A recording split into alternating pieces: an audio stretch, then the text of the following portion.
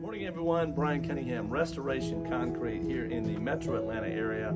Today we are starting a tear out and a replacement for a driveway. We're going to be doing it over 2 days because it's going to be really hot the next 2 days, and we don't want the concrete to set up too quickly. We want to have plenty of time to work it and get it just right. So we're going to tear out today, we're going to set everything up, and then we're going to pour it early tomorrow morning, and we'll show you how we do that.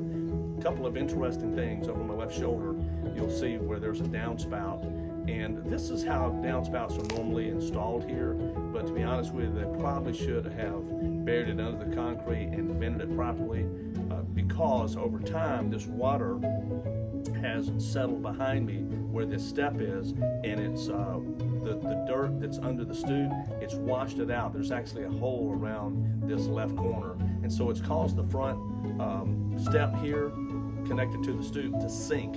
So we're going to start out using a chipping hammer. We're going to chip the brick out. We're going to try to save the brick so we can reinstall it. The reason is this house is 25-30 years old, and they don't make this same brick anymore, so it'd be very difficult to match it. So anyway, that's what we're going to do. We're going to show you how we do it. Let's go.